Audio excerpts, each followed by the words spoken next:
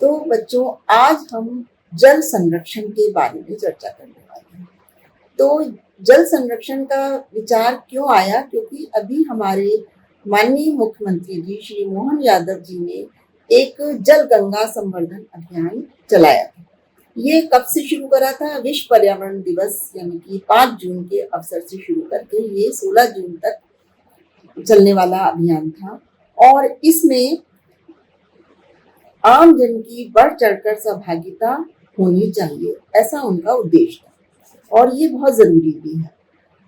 प्रकृति के प्रति संवेदनशील रहते हुए वैज्ञानिक दृष्टि से जल के सभी औषधि तत्व, उसकी प्रासंगिकता और उसमें विश्व पर्यावरण दिवस से गंगा दशमी तक इतने दिन इस अभियान को चलाए जाने के लिए जो जो आवश्यकताएं थी उन पर ध्यान दिया गया है। जल गंगा संवर्धन विशेष अभियान में जल संरचनाओं के उन्नयन, जल संरचनाओं में मिलने वाले गंदे पानी के नाले और उनको डायवर्शन के उपरांत शोधित करना शामिल था। जल संरचनाओं को व्यवसाय से जोड़ा जाए, रोजगार मूलक बनाने के लिए पर्यटन, सिंघाड़ा उद्योग, मत्स्य पालन इत्यादि पर विचार किया जाए, उसको बढ़ावा दिया जाए। इसके अलावा पानी की जो वाटर बॉडीज हैं उनसे निकलने वाली मिट्टी और जो भी उसमें खाद वगैरह बन रही है उसको आसपास के किसानों तक पहुंचाने की व्यवस्था की जाए ताकि वो उसका उपयोग कृषि में कर सके। इसके अलावा जो जितने भी वाटर बॉडीज हैं उनके आसपास बफर जोन बनाया जाए, पार्क डेवलप किए जाए ताकि वहां पर अतिक्रमण भी ना हो सके। इसके अतिरिक्त मुख्यमंत्री जी ने ये भी कहा कि ऐसे जल संरक्षण से संबंधित रुचिकर कार्यक्रम करवाए जाएं, जैसा कि उन्होंने उज्जैन में करवाया भी है और इसके द्वारा उन्होंने जन भागीदारी को इसके लिए शामिल किया है। जन भागीदारी के द्वारा बहुत सारे प्रोग्राम करवाए जाएं जिनमें कि जल संरक्षण से संबंधित नाटक और गीत संगीत के प्रोग्राम भी हों। इसके अलावा जो पौराणिक संपदाएं हैं उनके जीर्णोद्धार और रखरखाव, वहाँ के जलीय जीव वनस्पतियों का के ऊपर अध्ययन करना और उनके ऊपर रिसर्च करना, इस क्षेत्र में भी कार्य होना चाहिए। इसके अलावा जो सरकारी तंत्र हैं उसके साथ साथ वहाँ के वनस्पति शास्त्री, प्राणी शास्त्री, शिक्षक, छात्र और शिक्षित आमजन इनका सहयोग जरूर लिया जाए ताकि वो अपने साथ जो अशिक्षित वर्ग है उसको भी इसमें शामिल कर सकें और इस कार्यक्रम को पूर्ण कर सकें। अब हम देखते हैं कि मध्य प्रदेश में कितने प्रकार की संख्या में लेक्स जल स्रोत पाए जाते हैं। तो जैसे कि जबलपुर में लगभग 24 लेक्स हैं, भोपाल में लगभग 14 लेक्स हैं, छतरपुर में लगभग 11 झीलें हैं, ग्वालियर में 9 झीलें हैं, इंदौर में भी 9 हैं, नरसिंहगढ़ में 6 हैं, उज्जैन में 6 हैं, सिंगरौली में भी 6 हैं, बैरसिया में लगभग 5 लेक्स हैं, सतना में 4 लेक्स हैं, शिवपुरी में 4 हैं, सुसनेर में 4 हैं, सिवनी में 3 हैं, सिरमौर में 3 हैं, बारावानी में 2 हैं, भिंड में 2 हैं, चंदेरी में 2 हैं, जोरा में 2 हैं। अब हम चर्चा करने जा रहे हैं कुछ महत्वपूर्ण झीलें जो कि भोपाल में भी हैं और मध्य प्रदेश में भी पाई जाती हैं। इनमें से एक है अपर लेक भोपाल। इसको हम भोजताल या एक बड़ा जलाशय मानते हैं। ये भोपाल के पश्चिमी किनारे पर स्थित है। यह शहर के निवासियों के लिए पीने के पानी की व्यवस्था करता है और प्रतिदिन लगभग 140,000 घन मीटर पानी, लगभग 40% भोपाल की आबादी को ये पूर्ति करता है। बड़े तालाब के पास ही छोटा तालाब है और एक शाहपुरा तालाब भी है।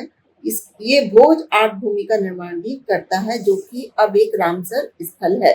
अभी मैं आपको इसके बाद रामसर स्थल के बारे में दूसरा है सहस्त्रधारा। ये महेश्वर में स्थित है और यहाँ पर बहुत सारे पानी के स्पोर्ट्स खेल यहाँ पर करवाए जाते हैं और इसके अलावा इसकी ऐतिहासिक भूमिका भी है। और इस वाटर बॉडी के लिए जो इंदौर की जनता है और वो हमेशा तत्पर रहती है इसकी साफ सफाई के लिए और इसको सुरक्षित संरक्षित रखने के लिए। ये अप्सरा विहार ये पचमढ़ी में है और सुंदर झील है इसमें और एक इसमें झरना भी इसका होता है और जिसकी वजह से ये बहुत ही सुंदर स्थल के रूप में दिखाई देता है और यहाँ पर भी बहुत अधिक इसको संरक्षित रखने की आवश्यकता है और यहाँ पर इसका जो जल है उसका भी संरक्षण किया जाना चाहिए। और चूंकि पचमढ़ी एक बायोस्फीयर रिजर्व के रूप में डेवलप हो चुका है तो इसके ऊपर महत्वपूर्ण ध्यान दिया जा रहा है। इसके बाद है संग्राम सागर लेक, जबलपुर में है ये और ये भी एक पिकनिक स्पॉट भी है और यहाँ पर भी इसके संरक्षण के प्रति जबलपुर वासी बहुत ध्यान दे रहे हैं। इसके बाद है रीवा का रानी तालाब और ये भी एक संरक्षित वाटर बॉडी है। इंदौर की सिरपुर लेक है, यहाँ पर भी इसका संरक्षण की बहुत अधिक आवश्यकता है।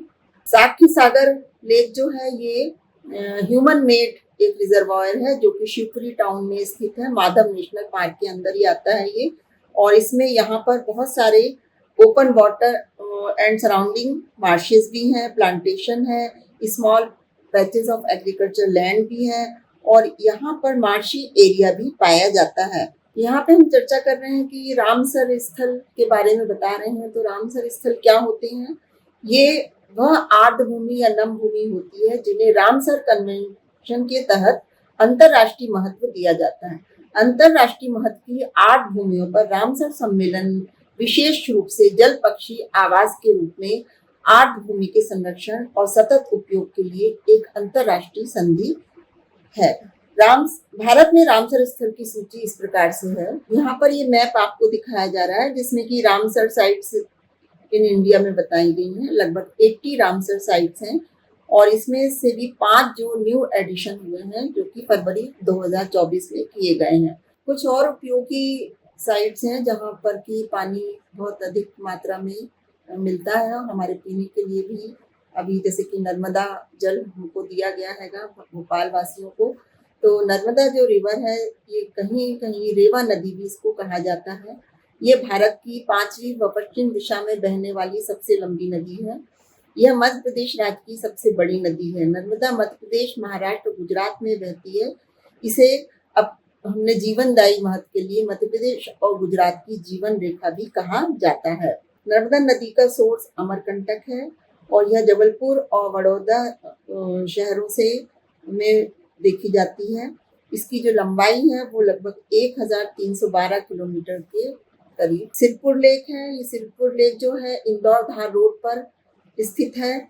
इसका टोटल एरिया जो है वो प्रोटेक्टेड रीजन इसका लगभग 800 एकड़ है और इसमें जो प्लांटेशन भी हो रहा है और जीव जंतु भी पाए जाते हैं। इस प्रकार से सिरपुर लेक को प्रोटेक्टेड किया गया है। मध्य प्रदेश की एक और महत्वपूर्ण नदी है बेतवा रिवर।